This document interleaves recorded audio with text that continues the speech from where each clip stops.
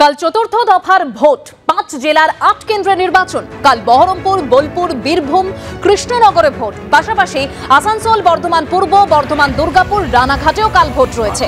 চতুর্থ দফায় 578 কোম্পানি কেন্দ্রীয় বাহিনী ও 148 কিউআরটি। বীরভূমে তার মধ্যে থাকছে 130 কোম্পানি বাহিনী, 37 কিউআরটি। পূর্ব বর্ধমানে 152 কোম্পানি বাহিনী এবং 31 কিউআরটি। আসানসোল, দুর্গাপুরে থাকছে 25 কিউআরটি এবং 88 কোম্পানি বাহিনী। কৃষ্ণনগরে মোতায়েন থাকছে 100 কোম্পানি কেন্দ্রীয় বাহিনী এবং 20 কিউআরটি। মুর্শিদাবাদে থাকছে 73 কোম্পানি বাহিনী এবং 23 কিউআরটি।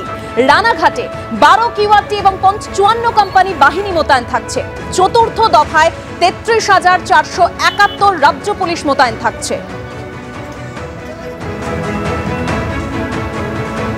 আগামীকাল চতুর্থ দফার লোকসভা নির্বাচন, 5 জেলার 8 কেন্দ্রে লোকসভা নির্বাচন রয়েছে এবং ইতিমধ্যেই প্রস্তুতি কতটা রয়েছে বিভিন্ন জায়গায়, কারণ বোলপুর, বীরভূম সহ 8টি কেন্দ্রে ভোট রয়েছে। সরাসরি 4 প্রতিনিধি আমাদের সঙ্গে রয়েছে। প্রথমেই আমি বীরভূমে চলে যাব, আবির দত্ত আমাদের সঙ্গে রয়েছে। আবির, প্রস্তুতির ছবি কি দেখতে পাচ্ছ? দেখো, সব জায়গাতে প্রস্তুতি একেবারে শেষ বলা যায়, তার কারণ বীরভূম লোকসভা কেন্দ্রে আমরা রয়েছি এবং সেখানে যেটা জানা যাচ্ছে যে প্রায় 18,57,000 ভোটার রয়েছেন। এছাড়াও রয়েছে 1,943টি বুথ, তার মধ্যে 640টি স্পর্শকাতর বুথ। 131 কোম্পানি কেন্দ্রীয় বাহিনী ছাড়াও রাজ্য পুলিশের প্রায় 6,000-এর উপরে ফোর্স তারা থাকবেন বিভিন্ন জায়গায়। ইতিমধ্যে রাজ্য পুলিশ সেন্ট্রাল ফোর্স তারা কিন্তু বিভিন্ন স্কুলে বা যে জায়গাগুলো ভোটের কেন্দ্রগুলো সেখানে কিন্তু তারা যাওয়ার যে প্রক্রিয়া বা যাওয়ার যে প্রস্তুতি সেটা একেবারে শেষ বলা যায়, তারা কি পৌঁছেছেন। এবং মূলত যেটা জানা যাচ্ছে 3 জন নির্দল প্রার্থী সহ মোট 12 জন প্রার্থী যারা প্রতিদ্বন্দ্বিতা করছেন এই বীরভূম লোকসভা কেন্দ্রে। এবং অনুব্রত মণ্ডলহীন অবস্থায় বীরভূমে এই প্রথম লোকসভা নির্বাচন এবং সেই লোকসভা নির্বাচনের নিশ্চিন্তে নির্বিঘ্নে যাতে সাধারণ ভোটাররা ভোট দিতে পারে শেষ মুহূর্তে প্রস্তুতিকে যথেষ্ট তৎপরতা নজরে আসছে বীরভূম থেকে। এবার আমরা চলে যাব বহরমপুরে, যেখান থেকে উজ্জ্বল মুখোপাধ্যায় আমাদের প্রতিনিধি এই মুহূর্তে রয়েছে। উজ্জ্বল,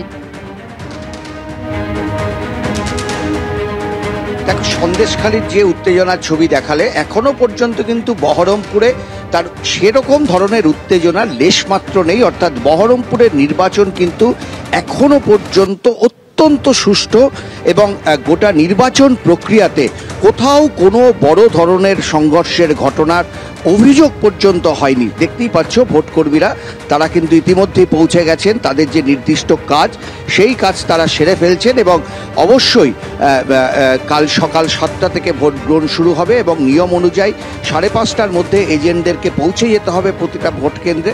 আমরা গতবার দেখেছিলাম ভোটকে কেন্দ্র করে ভোটের দিন কিন্তু উত্তেজনা তৈরি হয়েছিল এই বহরমপুর শহরে।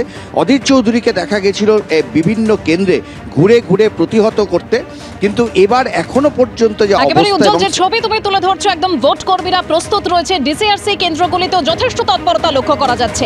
এবার রানাঘাটের ছবি দেখাবো আপনাদেরকে। আমাদের প্রতিনিধি শিবাশিস মৌলিক রয়েছে রানাঘাট থেকে। শিবাশিস,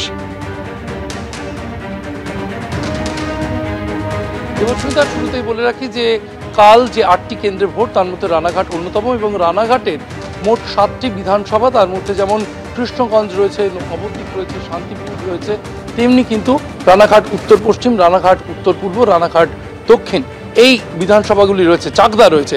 এই 7টি বিধানসভা নিয়ে রানাঘাটের লোকসভা এবং সেখানে আগামীকাল ভোট। রানাঘাট লোকসভা কেন্দ্রে আমি এই মুহূর্তে রানাঘাট উত্তর পশ্চিম বিধানসভা কেন্দ্রের ভারতী স্কুলে দাঁড়িয়ে রয়েছি, ভারতী হাই স্কুল।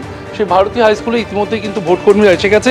আমি চেষ্টা করব কথা বলার ভোটকর্মীদের সঙ্গে, প্রিজাইডিং অফিসার তার সঙ্গে কথা বলার চেষ্টা করব। এবং এই যে ভারতী স্কুল, সেখানে কিন্তু ভোটের প্রস্তুতি চলছে। প্রিজাইডিং অফিসার তার সঙ্গে কথা বলার আমি চেষ্টা করব। ভোটকর্মীরা এসে গিয়েছে, একটু যদি দেখে দেওয়া যায়। ভোটকর্মীরা রয়েছেন? হ্যাঁ, আচ্ছা, যে ছবি দেখা যাচ্ছে তাতে ভোটকর্মীরা এসে গিয়েছেন এবং কেন্দ্রীয় বাহিনী। পাশাপাশি বোলপুরের ছবি আপনাদেরকে দেখাবো, সেখানে কতটা প্রস্তুতি নজরে আসছে, ভোটকর্মীরা কতটা উৎসাহিত। সরাসরি কথা বলবো, ভাস্কর মুখোপাধ্যায় রয়েছেন আমাদের সঙ্গে। ভাস্কর,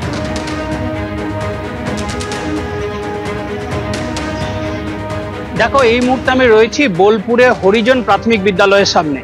এই বিদ্যালয়ে এখানে 286 নম্বর বুথে এখানে ভোট গ্রহণ শুরু হবে আগামীকাল সকাল থেকে।